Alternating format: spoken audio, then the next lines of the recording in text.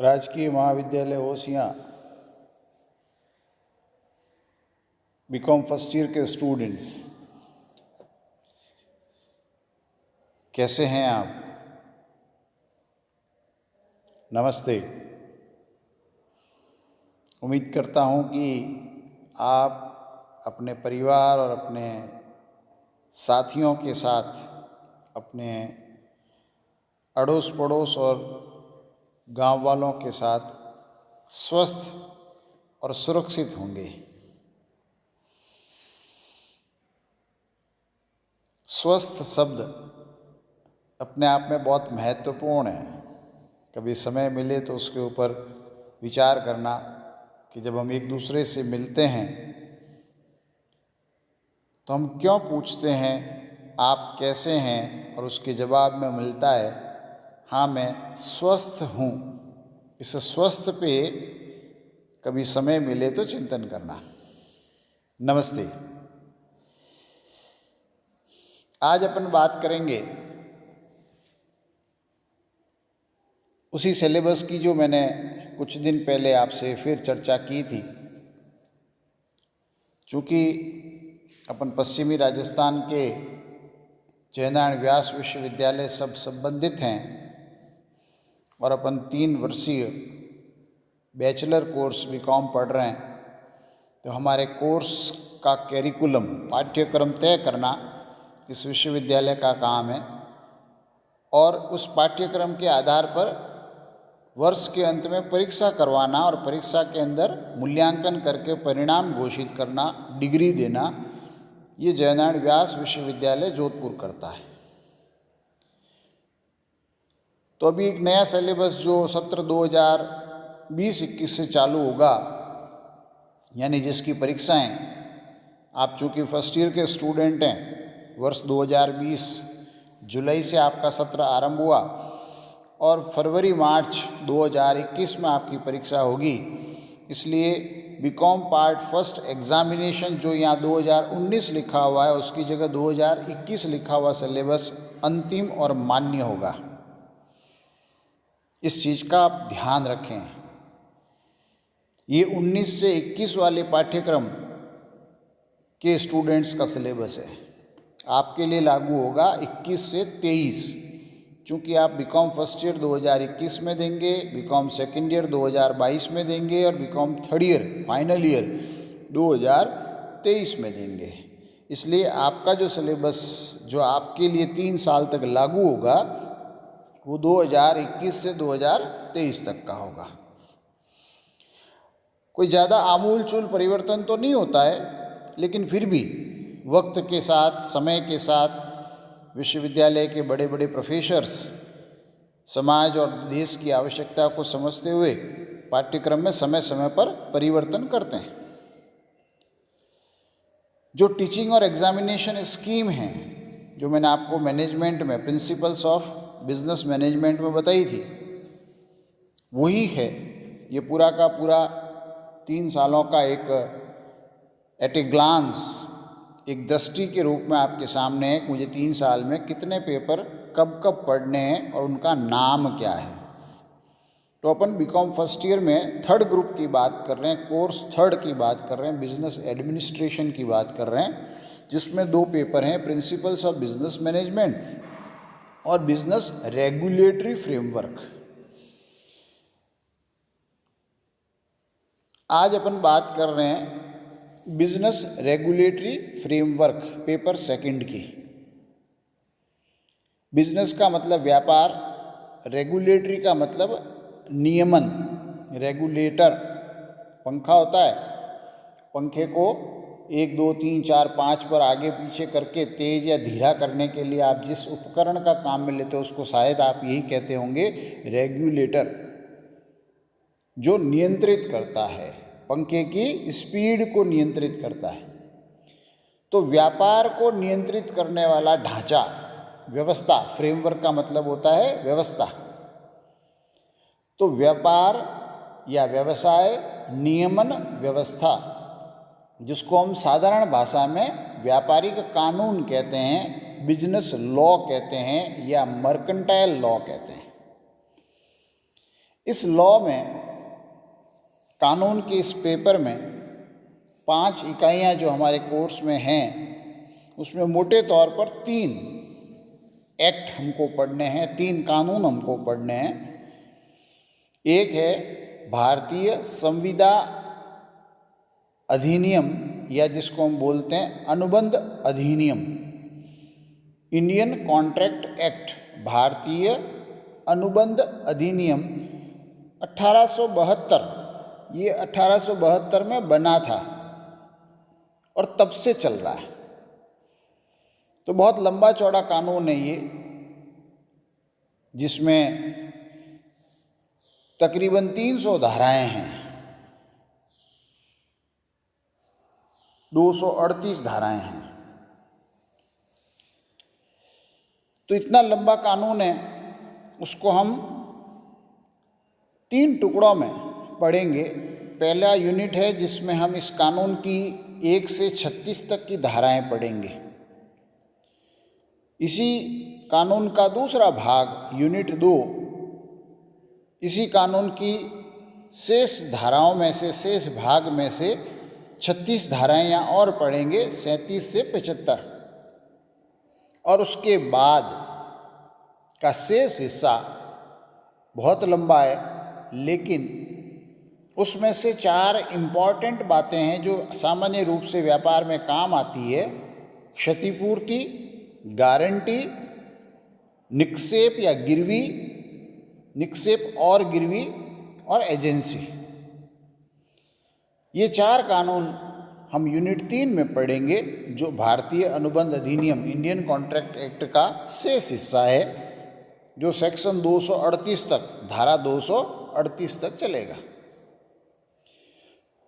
उसके बाद माल खरीदने और बेचने का जो मूल रूप से व्यवहार होता है व्यापार की दुनिया में, जिसमें अपन कहते हैं साहब व्यापार करता हूँ, व्यापार करने का मतलब है खरीदने और बेचने का काम।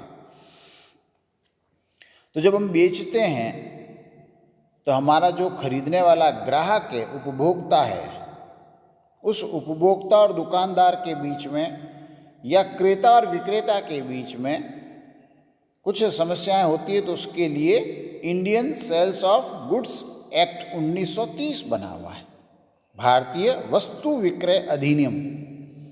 सेल ऑफ गुड्स एक्ट का मतलब है वस्तु विक्रय अधिनियम 1930। ये 1930 में बना हुआ कानून है। इसको अपन इकाई 4 में, यूनिट 4 में पढ़ेंगे। फिर आता है आर्बिट्रेशन एंड कंसाइलेशन एक्ट। जब 2 पक्षों के बीच में किसी चीज़ को लेकर के विवाद हो जाता है, तो उस विवाद को कई बार हम न्यायालय में जाने से पहले आपस में समझौता करवाने की कोशिश करते हैं। किसी को समझदार या जिस पर दोनों पक्षों का भरोसा है, उसके पास जाकर के उससे अपन मध्यस्थता करवाते हैं, उसको अपना पंच बनाते हैं और हम उससे न्याय करवा लेते हैं। ये न्यायिक प्रक्रिया का एक अनौपचारिक, एक इनफॉर्मल तरीका है, इसलिए उसको बोलते हैं मध्यस्थ या पंच निर्णय। आप तो ग्रामीण परिवेश से संबंध रखते हैं, गांवों में रहते हैं आप लोग, आपको गांवों के समाज की रीति रिवाज की व्यवस्था बहुत अच्छी तरीके से ध्यान है। जो समाज के अंदर छोटे छोटे जातियां हैं, उन जातियों के अंदर परिवारों के आपस में जब भी कोई कलह हो जाती है, कोई झंझट हो जाता है, विवाद हो जाता है, तो समाज के कुछ लोग बैठ करके उसको सलटाते हैं। तो अपन कहते हैं साहब आज न्यात बैठेगी। न्यात के पंच हैं, कुछ लोगों को समाज उसका अधिकार देता है, पंच नियुक्त कर देती है, वो पंच बैठ करके निर्णय करते हैं, इसलिए उसको बोलते हैं पंच निर्णय। या तो मध्यस्थता कहते हैं या पंच निर्णय कहते हैं। और 2 व्यक्तियों के बीच में अगर कोई विवाद है तो उसको सुलझाने की कोशिश करते हैं, सुलह कराते हैं। थोड़ा उसको कहते हैं भैया तू मान जा, थोड़ा उसको कहते हैं दूसरे पक्षकार को तू मान जा। ऐसे करके उस विवाद के अंदर सुलह कराते हैं, समझाइश करवाते हैं, तो ये आर्बिट्रेशन एंड कंसाइलेशन एक्ट है, मध्यस्थता और सुलह अधिनियम 1996। ऐसा करके इस पूरे पाठ्यक्रम को, इस पूरे लॉ को, जो व्यापार जगत में काम आता है, आप छोटा सा छोटा व्यापार करोगे, चाहे एकाकी व्यापार करो, चाहे कुछ भी करो, इस व्यापारिक जगत में जो कानून लागू होते हैं उससे संबंधित आपको यहाँ पर परिचय कराया जाएगा और आपको ध्यान में लाया जाएगा, ताकि आप कॉमर्स के स्टूडेंट हैं, चाहे आप खुद व्यापार करें, चाहे कहीं व्यापारिक जगत में जाकर के नौकरी करें, जब आप करेंगे तो ऐसी स्थिति के अंदर आपको ये कानून मदद करेगा समझने के लिए, आपको व्यापार करने के लिए। ये सिलेबस भी यहाँ आपको देखो साइड में दिया हुआ है, जो यूनिवर्सिटी का छपा हुआ सिलेबस है एग्जामिनेशन 2020 का। इसमें यूनिट सिस्टम हिंदी इंग्लिश में दिया हुआ है, उसके नीचे आपको किताबें दे रखी है। जैसा मैंने आपको पहले भी बताया कि आप विश्वविद्यालय यानी कि कॉलेज में आ गए हैं, और जब कॉलेज में आ जाते हैं तो स्कूलों की तरह हमें बोर्ड की किताब नहीं दी जाती हमारे सामने कि साहब ये किताब है और आपको पढ़नी है। हम आपको सिलेबस देते हैं, ये विषय का विवरण है जो आपको पढ़ना है, विषय वस्तु आपको देते हैं, और उसको पढ़ने के लिए किताबें जो आपको ठीक लगे या जो आपको मिले वो पढ़ें। तो इसमें देखिए लिखा हुआ है सजेस्टेड रीडिंग्स। क्या लिखा हुआ है?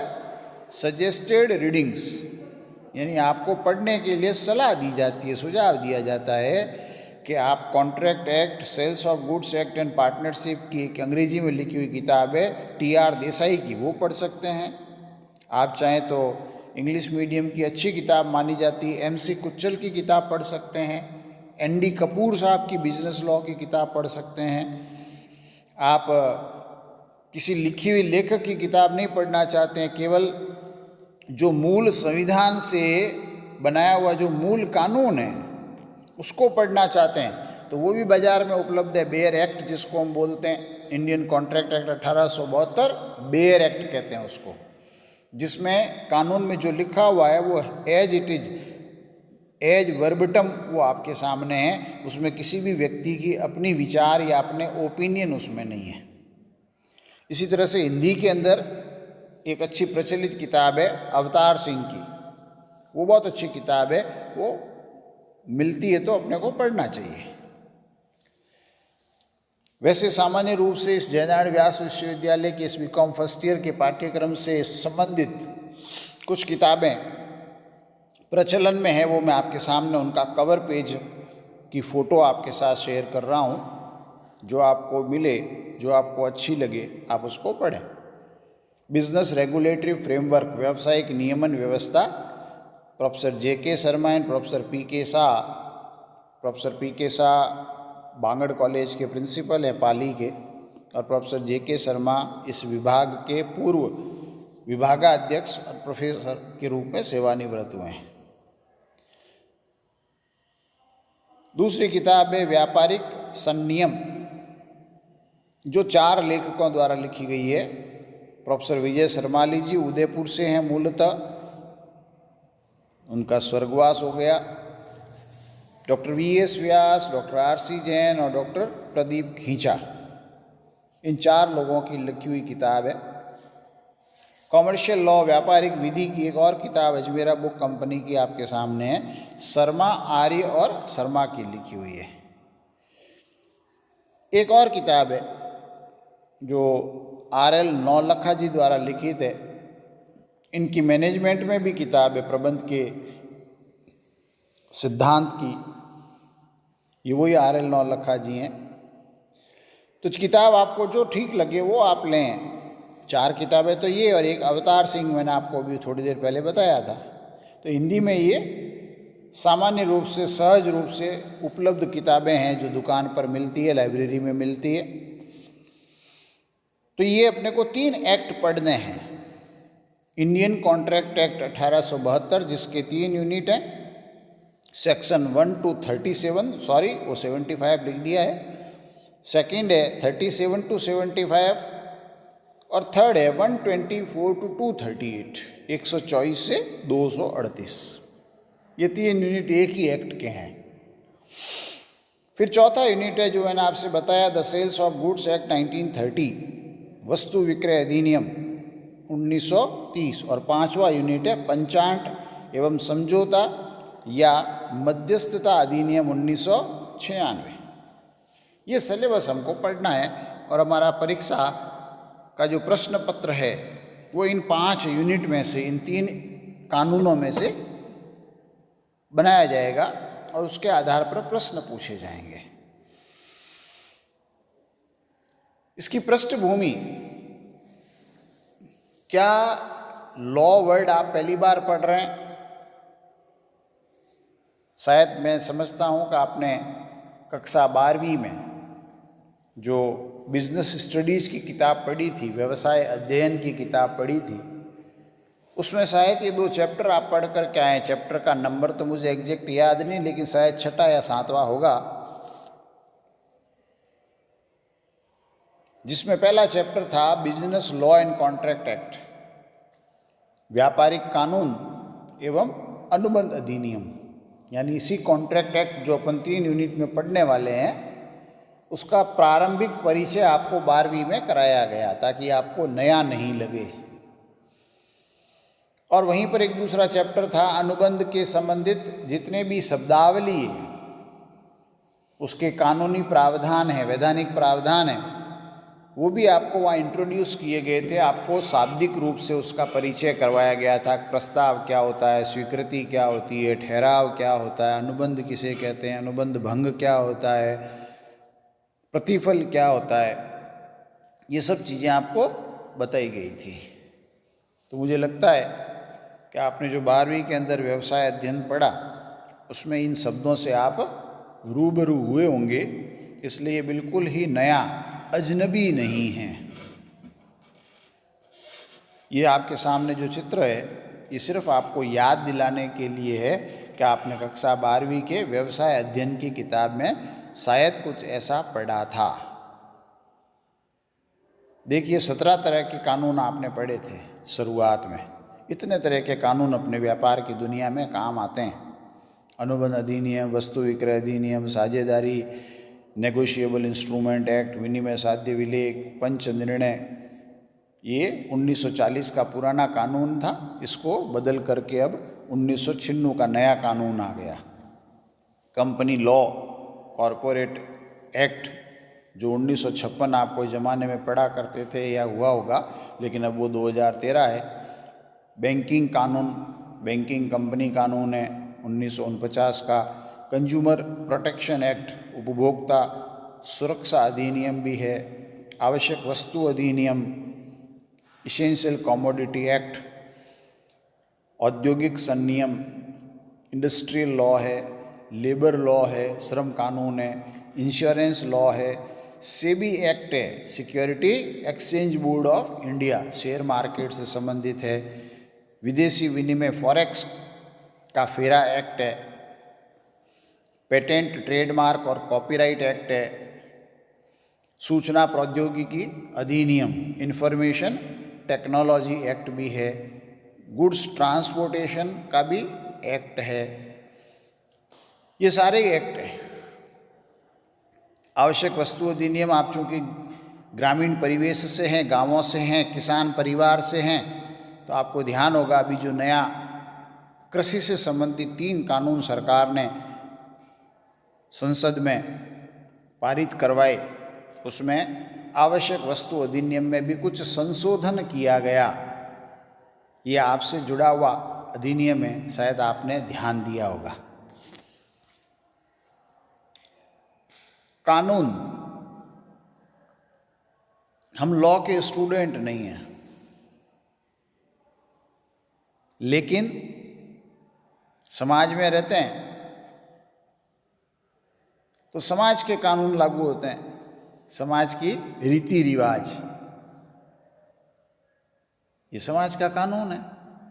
अगर हम समाज के रीति रिवाज का पालन नहीं करते हैं तो समाज में हमको प्रताड़ना मिलती है, उपेक्षा होती है हमारी, वो समाज का दंड है। लेकिन समाज से हट कर के, रीति रिवाज से हट कर के जब अपन औपचारिक संगठन में काम करते हैं, जहाँ परंपरागत पुरातन या सांस्कृतिक या धार्मिक सिद्धांतों का आधार नहीं होता है, तो उन औपचारिक संगठनों के अंदर काम अच्छे से चले, बिना पक्षपात के चले, बिना किसी के साथ अन्याय किए हुए चले, इसके लिए न्याय व्यवस्था, कानून व्यवस्था होती है। तो इंडियन लॉ, भारत में कितने तरह के कानून हैं, इसकी आपको एक सामान्य जानकारी एक भारत के नागरिक होने के नाते भी होनी चाहिए। और चूंकि अपन तो साक्षर हैं, पढ़े लिखे हैं, 12th पास किए और आगे अपन ग्रेजुएट होने वाले भी हैं, स्नातक होने वाले भी हैं, तो ये हमारे कोर्स में तो नहीं है, लेकिन अपने को एक सहज नागरिक होने के नाते, एक जागरूक नागरिक होने के नाते एक सामान्य जानकारी होनी चाहिए कि भारत में कितने प्रकार के कानून हैं। चूँकि इलेक्ट्रॉनिक मीडिया, इंफॉर्मेशन टेक्नोलॉजी इतनी अच्छी है कि आप हाथ में जिस स्मार्टफोन को लेकर के 24 घंटे रहते हैं, सोते समय सिरहाने में रहता है, उठते बैठते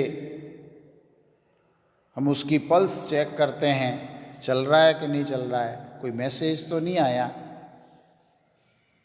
तो जिस स्मार्टफोन के हम यूज़र हैं, वी आर स्मार्ट पीपल, तो हमें स्मार्ट केवल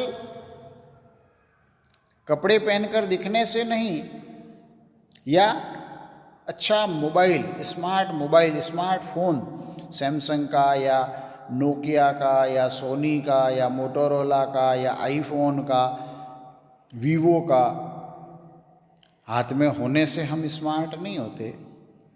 उसका यूज़ करके अपने दिमाग को, अपनी ब्रेन को, अपनी नॉलेज को, अपनी इन्फॉर्मेशन को जितना ज़्यादा अपडेट रखेंगे, जितनी ज़्यादा सूचनाओं को हम टच करेंगे, उतना हमारा सोचने का दायरा, देखने की दृष्टि और समझ गहरी होती जाएगी।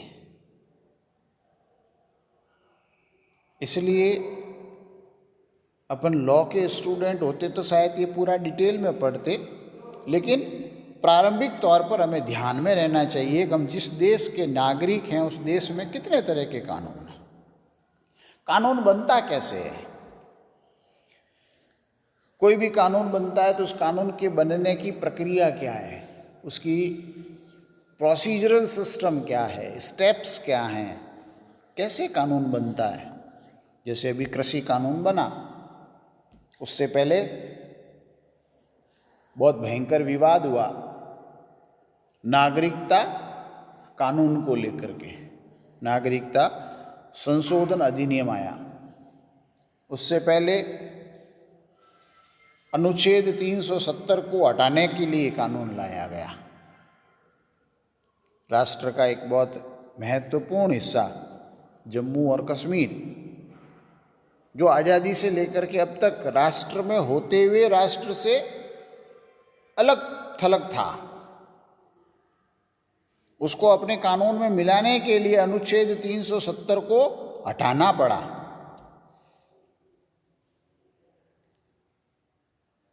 पूरे देश में देखिए कितना उसका वाद विवाद हुआ। नागरिकता कानून को लेकर के देखिए कितना विवाद हुआ। अब कृषि कानून है, इस कृषि कानून को लेकर के देखिए कितना विचार विमर्श हो रहा है। तो कानून की जानकारी हमको होनी चाहिए, यानी कानून बनता कैसे है और बने हुए कानून में संशोधन, सुधार कैसे होता है, या कानून के अंदर कुछ धाराएं या अनुच्छेद कैसे हटाए जाते हैं और कैसे जोड़े जाते हैं। ये अधिकार किनके पास में है? क्या ये कोई एक व्यक्ति कर सकता है? कुछ लोग मिलकर के करते हैं। तो देश के लिए सर्वोत्तम, सर्वोपरि अगर कोई है तो वो भारत का कानून है, संविधान है, कॉन्स्टिट्यूशन ऑफ इंडिया।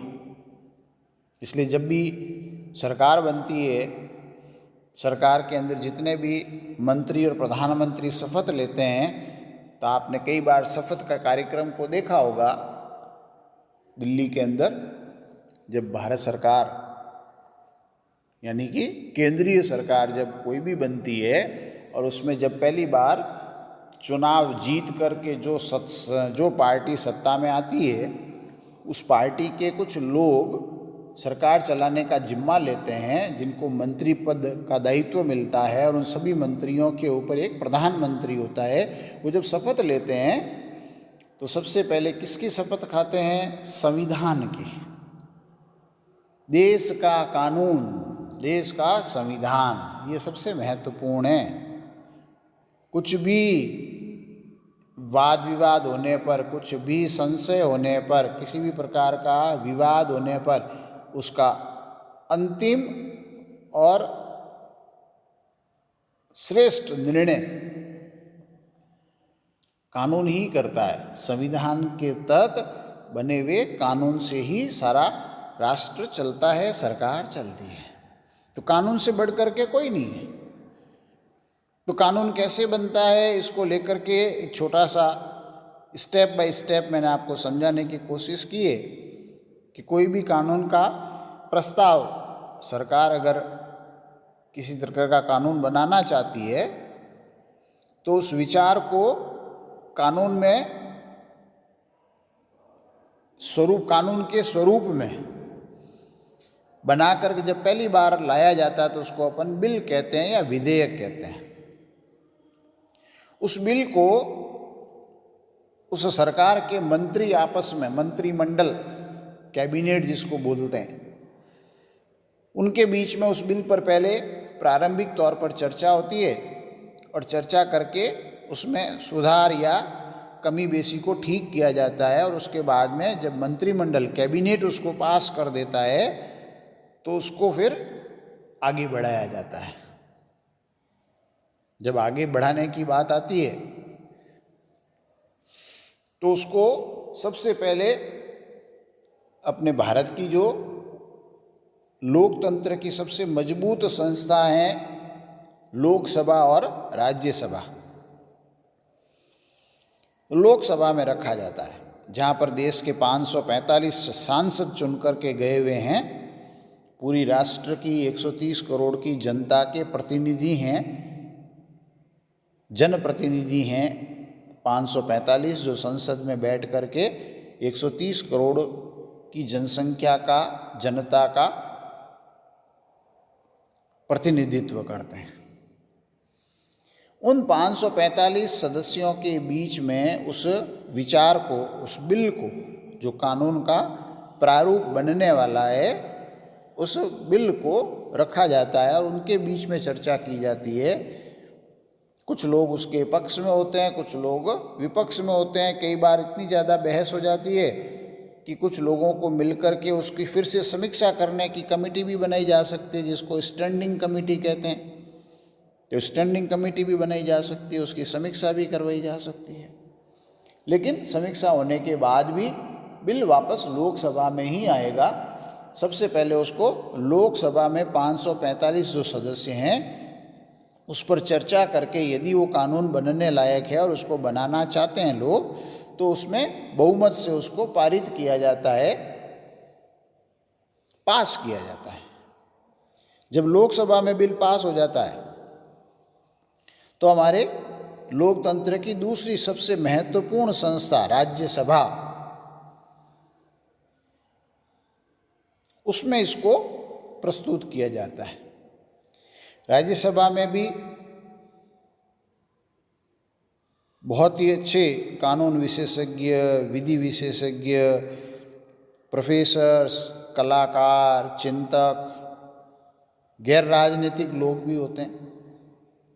जो आम जनता से जुड़े हुए हैं, आम जनता का सामाजिक कार्य करते हैं। तो ऐसे सामाजिक कार्य में श्रेष्ठ व्यक्तियों की वो सभा है राज्यसभा। उस राज्यसभा में भी उस बिल को प्रस्तुत किया जाता है, उस पर भी चर्चा होती है, विचार विमर्श होता है और वहाँ पर भी उसके पक्ष विपक्ष की वोटिंग होती है। यदि वहाँ पर भी बहुमत हो जाता है, 51% से ज़्यादा वोट मिल जाते हैं, वो बिल पास हो जाता है। अभी भी बिल है, कानून नहीं है वो। यहाँ से बिल पारित होने के बाद जब वो लोकसभा और राज्यसभा दोनों हाउस, पार्लियामेंट्री हाउस के दोनों ही सदनों से जब वो पास हो जाता है, तो उसको राष्ट्रपति महोदय, माननीय राष्ट्रपति महोदय के पास भेजा जाता है। माननीय राष्ट्रपति महोदय चाहे तो पुनर्विचार के लिए इसको रेफर बैक कर सकते हैं, वापस भेज सकते हैं। अमूमन ऐसा होता नहीं है। राष्ट्रपति महोदय आम जनता, 130 करोड़ की जनता के प्रतिनिधियों के द्वारा पारित किया गया बिल स्वीकार कर लेते हैं और स्वीकार करके उसके ऊपर अपने हस्ताक्षर करके उसको कानून का रूप दे देते हैं। अब वो कानून बन गया। जैसे ही राष्ट्रपति महोदय ने उसको प्रमाणित कर दिया, उसको हस्ताक्षर कर दिया, अब वो कानून है, अब वो बिल नहीं है। हस्ताक्षर होने तक वो बिल था, प्रपोज्ड एक्ट था, प्रस्तावित कानून था।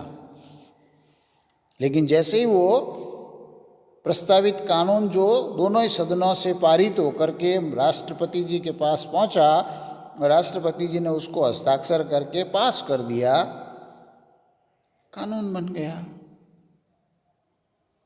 तो इस तरह से कानून बनता है। आप YouTube पे और भी इंटरनेट पर बहुत सारी साइट्स है जहाँ पर कानून बनाने की प्रक्रिया को अच्छे से समझ सकते हैं। समझनी चाहिए। कानून के स्टूडेंट होने के नाते, अगर चाहे मैं बिजनेस लॉ पढ़ूँ, चाहे हिंदू लॉ पढ़ूँ, चाहे मैं सूचना के अधिकार का कानून पढ़ूँ, चाहे शिक्षा के अधिकार का कानून पढ़ूँ, राइट टू एजुकेशन पढ़ूँ, मुझे कानून की प्रक्रिया ध्यान होनी चाहिए। अध्यादेश किसे कहते हैं, कानून किसे कहते हैं, बिल किसे कहते हैं, अनुच्छेद किसे कहते हैं, धारा क्या होती है, उपधारा क्या होती है, ये सब चीज़ें हमें ध्यान में होनी चाहिए। कानून को लेकर के अब मैं थोड़ी सी एक सामाजिक अवधारणा पर बात करना चाहूँगा। बहुत ज़्यादा देर हो गई आपसे बात करते हुए, आप भी थोड़े सीरियस हो गए होंगे, बोर हो गए होंगे। आप पिक्चरें देखते हैं, पिक्चरों के अंदर आपका अभी तक अनुभव में कभी आपको शायद कोर्ट जाने का काम नहीं पड़ा होगा। पिक्चरें तो देखते ही हैं, टीवी पे देखें, चाहे हॉल में जा कर के देखें, चाहे आजकल मोबाइल पे देखें। जब अपन पिक्चर देखते हैं तो पिक्चरों के अंदर भी कानून के, कोर्ट के कुछ सीन होते हैं, दृश्य होते हैं। आपको ऐसी मूर्ति शायद वहाँ दिखाई देती है। कानून अंधा क्यों होता है? एक सामान्य कहावत है, कानून अंधा होता है।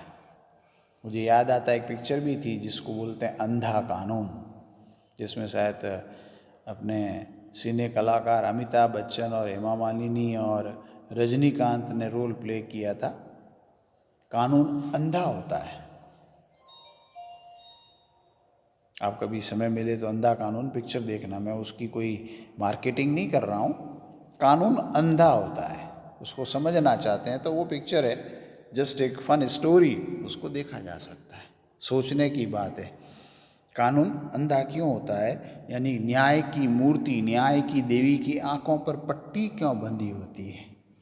कैसे हम बिना देखे न्याय कर पाते हैं? सोचिए, अपने घर में जो बुजुर्ग हैं, पिताजी हैं, दादाजी है, दादी है, नानी है, माँ है, उनके साथ जब बैठते हैं तो पारिवारिक चर्चा में अपने घर वाले आपस में बैठ के बात करते हैं तो इस प्रश्न को कभी पूछ करके देखना कि साहब अपने समाज में ऐसी कहावत क्यों है कि कानून अंधा होता है, ऐसा क्यों कहते हैं। दूसरा एक विषय आपको सोचने के लिए दे रहा हूं, कानून क्यों, देश में कानून की आवश्यकता क्यों होती है, समाज में कानून की आवश्यकता क्यों होती है। ये बहुत सोचने का विषय हो। अगली क्लास में अपन इस पर बात करेंगे। तब तक मैं आपसे उम्मीद करता हूँ कि आप इन दो चीज़ों पर जरूर ध्यान दें, चिंतन करें। घर में परिवार वालों के साथ, मोहल्ले में दोस्तों के साथ, कहीं पर भी बैठें तो इन दो चीज़ों के ऊपर जानकारी इकट्ठी करें। पहला तो कानून अंधा क्यों होता है, ऐसा क्यों कहते हैं कि कानून अंधा होता है, और दूसरा कि समाज या राष्ट्र में कानून की आवश्यकता ही क्यों होती है। संविधान क्यों, संविधान के अंदर अलग अलग तरह के कानून क्यों बनाने पड़ते हैं। क्या बिना कानून के समाज या राष्ट्र नहीं चल सकता, और अगर नहीं चल सकता तो उसके पीछे कारण क्या है, जरा चिंतन करें। धन्यवाद आपका बहुत बहुत, आपने बहुत धैर्य से सुना, देखा। इस कोरोना काल में मैं पुनः आपसे निवेदन करता हूँ,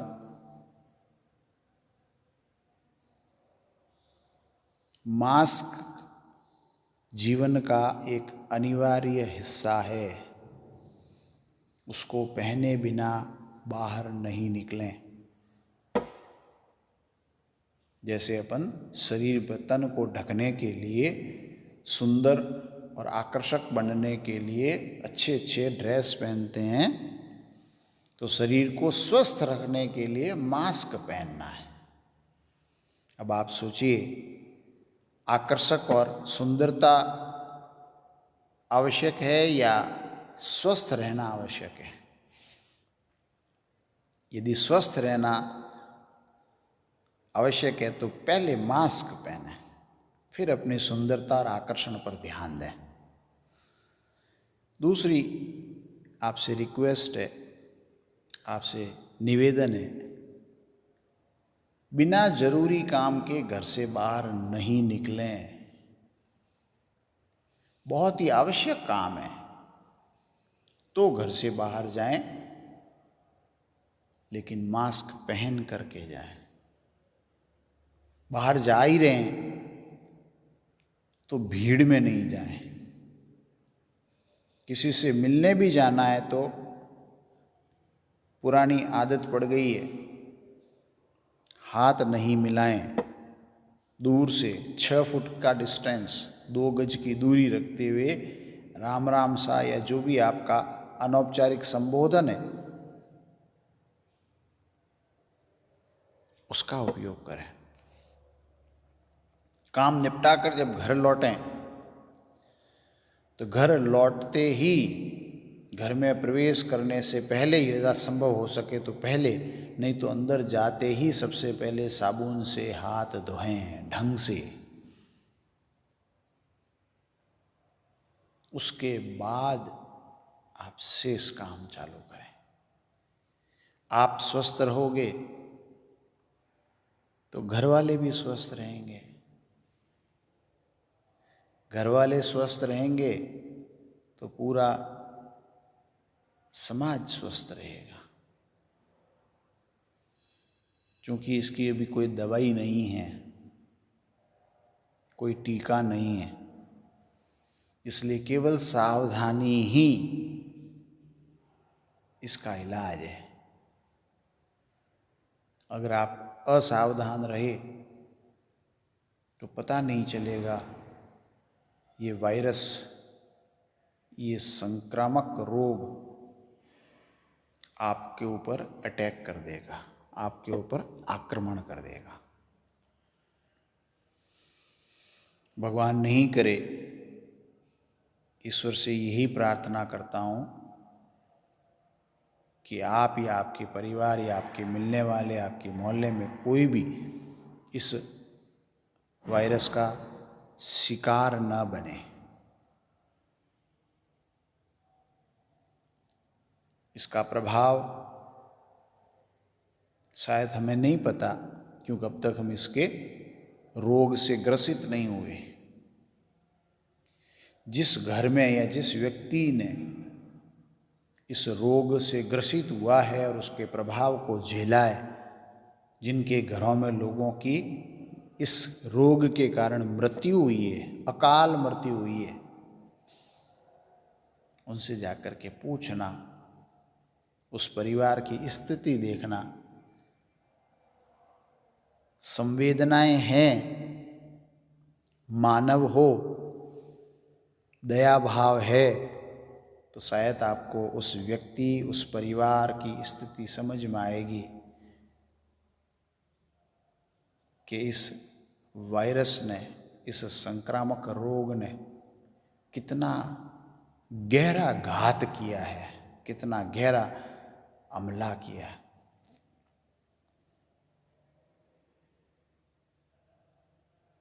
मैं पुनः प्रभु प्रार्थना करता हूँ कि आप स्वस्थ रहें, आपके सभी मिलने वाले स्वस्थ रहें, लेकिन ये तभी संभव है जब आप इसके लिए सावधानी पूर्वक प्रयास करते रहें।